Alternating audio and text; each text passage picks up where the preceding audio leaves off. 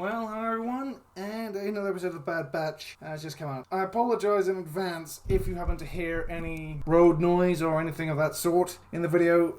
The house has just been decorated, and it's gloss paint, so it smells quite a fair bit. As a result, I've got a window open so to allow the aroma to get out and to allow it to evaporate more quickly. Well, anyway, on to the current episode of The Bad Batch. Well, it follows on quite pearly from last time, and it starts off with a bit of a bang. First of all, we have Wrecker, I think, just complaining about the fact that he's hungry, and the fact that he's bored. So in other words, despite them arguing before, they're still a bit tetchy as of right now. Well, more specifically, Wrecker is tetchy, and Tech is still becoming irritated by the fact of his complaining. But they managed to get the bike up and running. And the way they do it is the fact they get a speeder bike, which doesn't look like the fact they could actually travel anywhere. To a slightly functional piece of junk, as Tech puts it. Slightly functional? I don't know. But the interesting thing was that the thief that actually stole the Marauder was a bit odd. Because it turns out for a fact that, and I think this is a relationship we've seen before, specifically in Solo, with Han Solo and a number of others being pretty much in the service of a crime boss. Like, pretty much sort of, kind of inspired by sort of like Oliver Twist, with a Fagin-like character, sort of providing them with food and shelter, in exchange for them stealing stuff. Basically whatever bits and pieces they can get. And in this case, it's one of the Ipsium mines, which is the element they were trying to get the first time.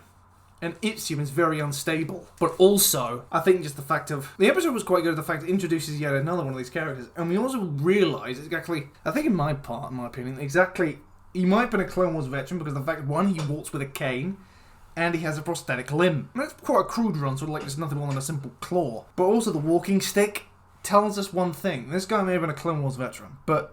The fact he's got a whole lot of urchins running around, well, teenagers rather, basically mining the stuff for him, and occasionally stealing whatever stuff happens to come their way that he might be able to sell on, such as a battered old power droid, well, donkey.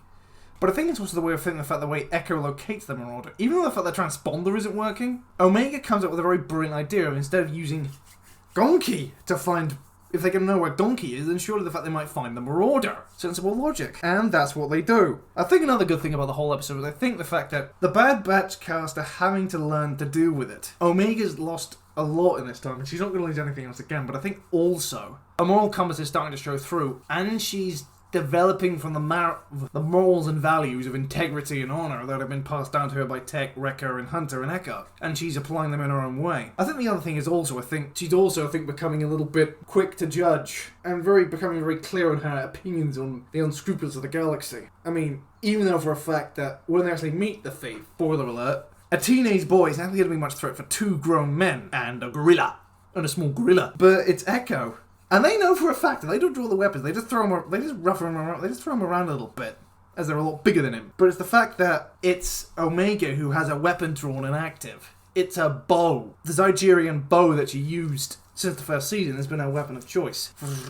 She's the one who draws it and basically sends it off ready to cocks it, ready with a discharge ready to blast him. She doesn't actually use it to kill him, but it's nice to see that all the same. I think it's also, the other good thing is the fact of how parasitic the relationship they have with their bosses. You know, he takes the ship. Now, a New Republic shuttle, even with a slightly beat down one like something like the Marauder, it's going to be worth quite a fair few credits. And there's also the fact that despite him getting this large piece of metal, that is actually probably worth quite a fair bit, even in terms of scrap. All he gets is an old power droid for his time.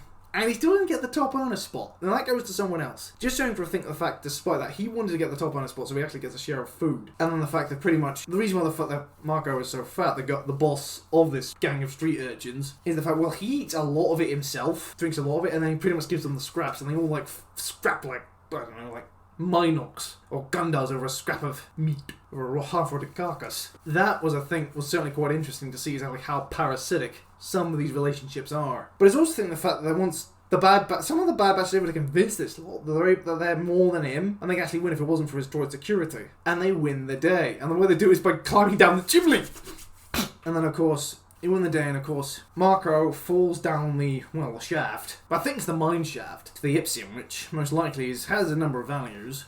as it's been said before in the previous episode, it's very valuable. But the other good thing about the whole episode, I think, was just the fact of Echo, Hunter at least knows the fact that Omega's doing okay, and I think she's starting to accept the fact that Echo will be back at some point, but maybe not for a while yet. But I really am hoping for an Echo and Rex-centric episode. I hope the next one is that. I'm really looking forward to it. But besides the point, it's nice to see the fact that there are returning cast, and also think the fact of just, we're starting to see exactly, the Star Wars universe is getting padded out quite a fair bit, especially with the criminal underbelly. More specifically, we saw it with Mandalorian, with the life of bounty hunting, and now we're seeing it sort of like from the Bad Batch, like the way the criminals are living in this new Empire period, and it is hard. Like, for example, the Techno Union, the collapse of the Confederacy of Independent Systems, and the corporations that backed it, like the Techno Union, the Commerce Guild, the Banking Clan, and the Trade Federation, has left a huge power vacuum on mining world and industrial world, which has left it open for for the Empire to exploit, or for just anyone who has the goal to do so, just to come along and do that. That is something very interesting, and probably built onto Andor. But also I'm thinking of the fact that the Empire is not yet spread out as much as I would think. They're spreading out very slowly and surely. I think what they're waiting to do is they're waiting for Warmantle to build up enough stormtrooper recruits and army troopers so the fact they can actually start garrisoning other worlds. It's actually a surprisingly slow process. They're stepping down the clone troopers, which were more like a small shock elite force, and then transitioning into the conscript army that will come later. And that is taking a huge amount of time, which is something quite interesting. It's a very nice detail. And the fact that the Empire is in some places, but not in others, and it's just going to get interesting from that point on. And eventually, this is probably what the Empire's downfall is going to be. It will be spread too thin. Even with a huge sheer amount of personnel it has, sort of, Andor to Yavin 4, it still couldn't prevent the rise of the rebellion, and that's what ultimately led to its downfall. Also the fact the way the Sith are, even that was just Force users, but I think the reason why Sith Empires constantly collapse, it's not just amongst the Sith. Everyone's out to get something, and it's either you become a Dark Lord, if you're a Force user, or you become, or try and win the hand of the favour of a Dark Lord of the Sith by being a very useful servant, by distinguishing yourself or backstabbing others or alerting them to plots. Which means for a fact, for the ambitious, it's quite easy to get ahead if you've got abilities that people think could be useful, but at the same time, the higher up you go, the more likely you are to be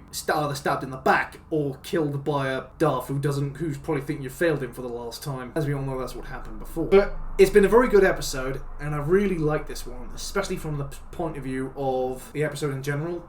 And also think the fact that, once again, Omega is actually proving to be more of an asset than we think. A couple of years and she's led to think on her fate. Well, I've been the Universe Challenger. I was going to please leave a like, comment, and subscribe, and I'll catch you on the next one. Cheerio!